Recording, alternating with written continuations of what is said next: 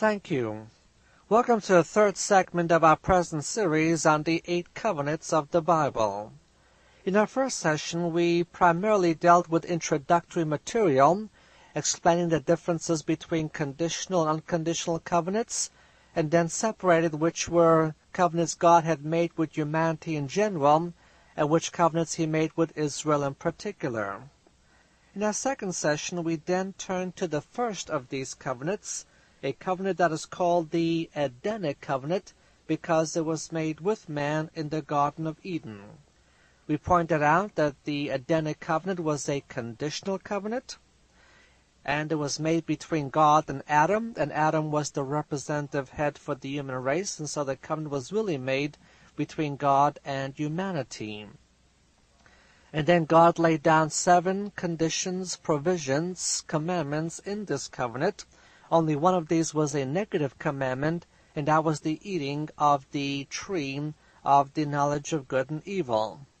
The Adamic Covenant was the basis for the dispensation of innocence, and eventually it was broken, the record of which is found in Genesis chapter 3, verses 1 through 8.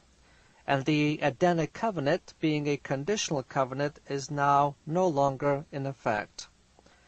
With this broadcast, let's turn to the second of the 8 covenants, and that is the Adamic Covenant.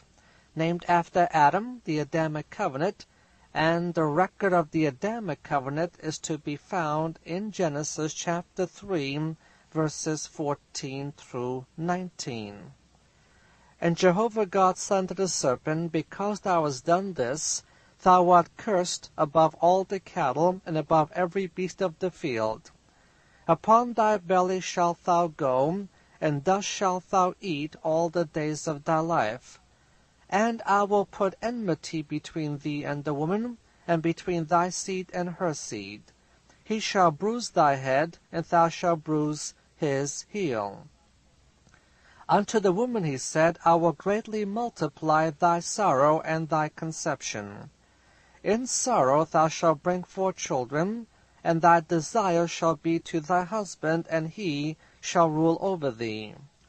Now to Adam he said, Because thou hast hearkened unto the voice of thy wife, and hast eaten of the tree of which I commanded thee, saying, Thou shalt not eat of it, cursed is the ground for thy sake. In sorrow shalt thou eat of it all the days of thy life.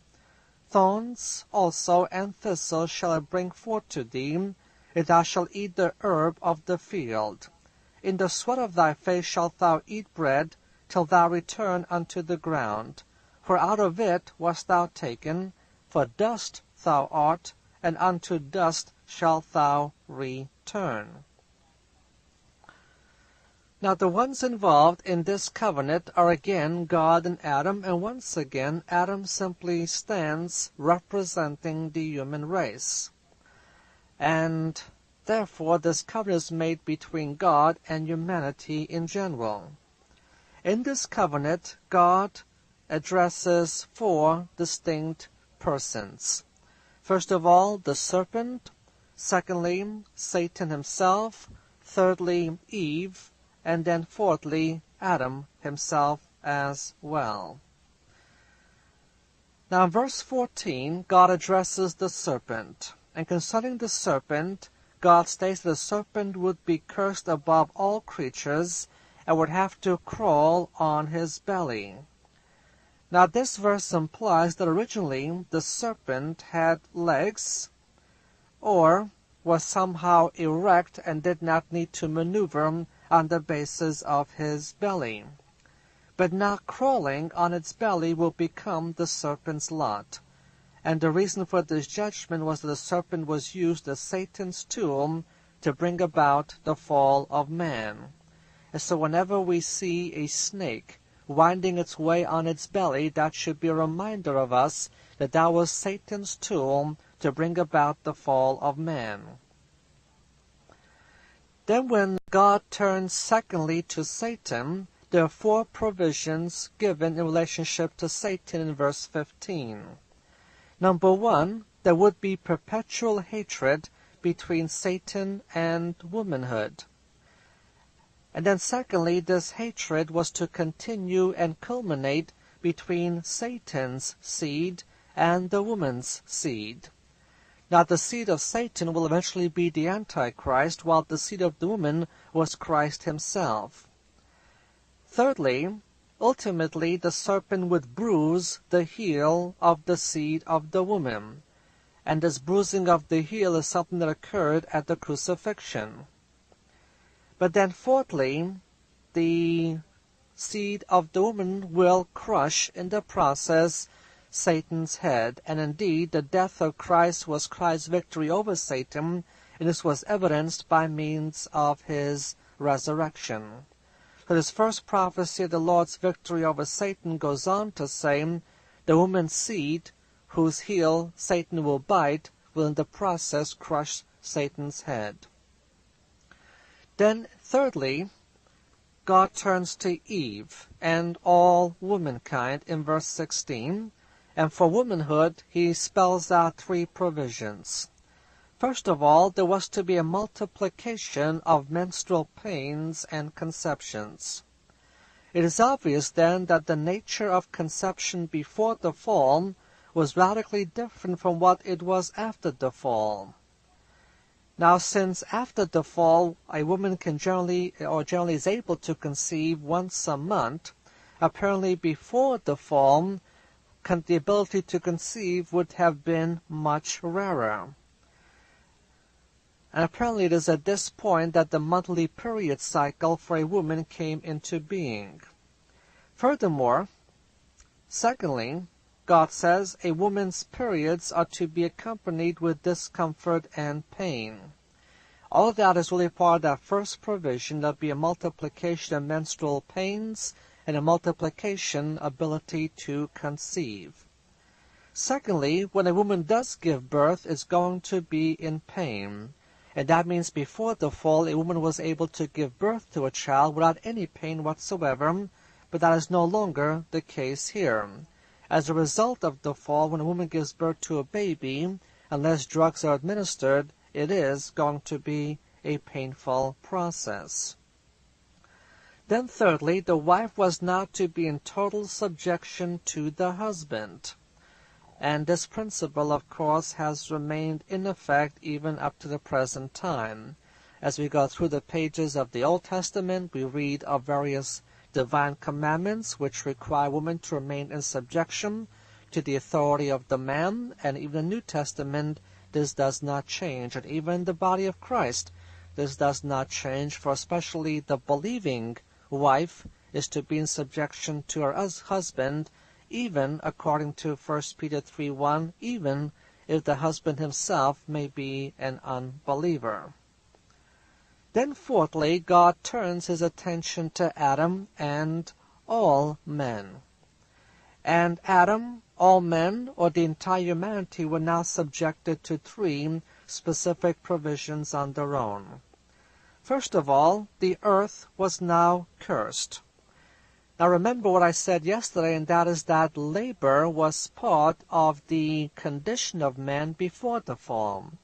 So God does not now institute the labor aspect, because working was not something new with the Adamic Covenant, but was already provided for under the Adamic Covenant. The difference is in the earth's, that is, the land's response. Under the Adamic Covenant, as man would labor on the soil, the labor would be easy and the labor would be light, and the earth would freely respond to the casual work of man. As under the Adamic Covenant, the earth was to respond readily to man's working and man's tilling of the ground. But now with the Adamic Covenant, which comes after the fall, the earth would not respond so easily. There would be a tendency in the land to produce thorns, thistles, and weeds. And so the land would have to be cleared of these things, because these things would indeed choke that which was grown for the purpose of eating. A second thing in the provision for Adam concerns the way that he will now work. His work is now to be characterized by hard labor. Again, working, laboring, was present under the Adamic Covenant. But again, the work under the Adamic Covenant before the fall was easy, simple, and very enjoyable. But now, as man labors, he is to be characterized by sweat. And what that means is that before the fall, man could work as hard as he wanted to. He would never sweat. He would never have the body odor that sweat produces nowadays, for which there is big business in deodorants. But rather, as a result of the fall, not only will man have to work hard, the hardness of man's work will be evidenced by the sweating of his brow. And then the third provision is that of physical death. While under the Adamic Covenant, the death spoken of there was spiritual death, and indeed the day that Adam and Eve disobeyed the Lord, they did die spiritually. But now under the Adamic Covenant, man would ultimately die physically. And so far there have only been two exceptions to this rule, Enoch and Elijah. These have been the only exceptions so far, and there will be other exceptions in the future. But they are only exceptions. Now the Adamic Covenant became the basis for the dispensation of conscience. As since the Adamic Covenant is an unconditional covenant, it is still very much in effect today. Well, that gets us ready to move on to the next covenant, the Noahic Covenant, but time is up, so we'll have to pick it up right here next time. Until tomorrow, we here at Ariel Ministries bid you Shalom.